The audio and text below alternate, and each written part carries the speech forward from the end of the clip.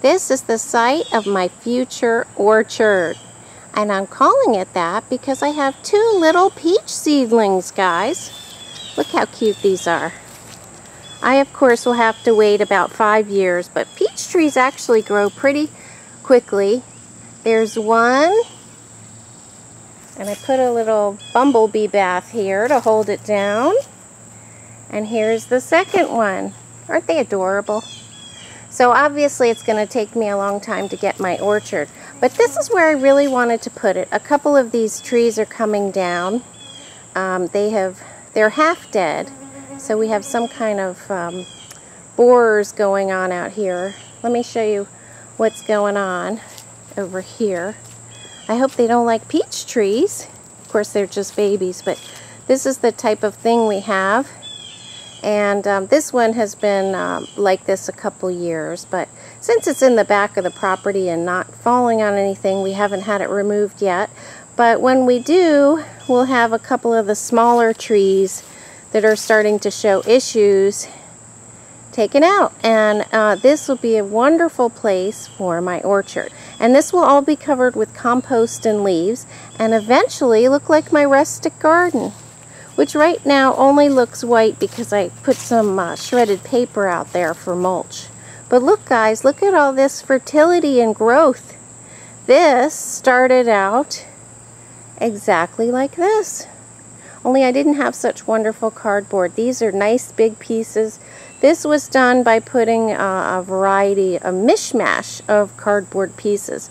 But what happens is, if you put cardboard over compacted ground, especially when it's wet, we had just had some major rain, and I spread out this cardboard right afterwards. First of all, it kills the grass in the area, and I use the term grass loosely. It was mostly bare patches and weeds, so I'm not even killing grass here. But this is going to make the soil underneath come alive with worms and microorganisms that are having a spot of shade there, and they're going to work the soil for me. And by next spring, when I want to plant these are winter hardy by the way. They're winter hardy, so I'll leave them in the pots all winter, and hopefully they'll come back in the spring. But by the spring, the soil underneath is actually going to be plantable. Right now, it's practically like concrete. That's how compacted it is. This is going to be where I plant these adorable little seedlings. Aren't they cute? Hopefully by next year they'll double or triple in size. And like I said, I'll have some diggable soil. And I'm going to plant other things underneath. Certainly beans, which add nitrogen to the soil. And I'll plant as many nitrogen fixers as I can. And I'll just continue to mulch it up, and hopefully in a year or two I'm going to have a nice orchard next to the rustic garden, which I wish I hadn't put paper on it before I showed it to you. It actually looks really pretty.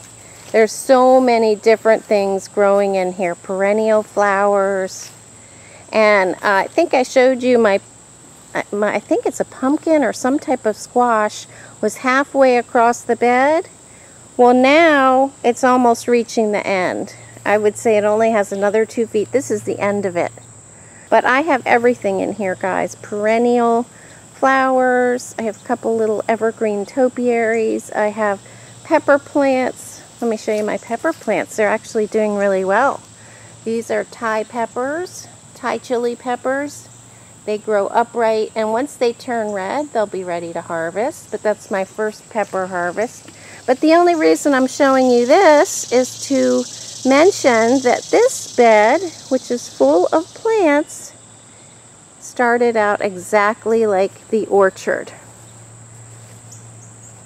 So isn't that wonderful, guys? You can take something perfectly free and turn it into usable soil to grow food. Let's hope.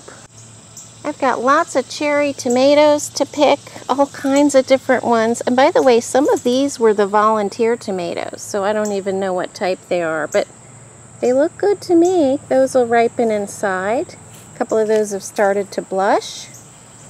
And then I have a couple big ones over here. These are probably beefsteak, and they're just starting to blush.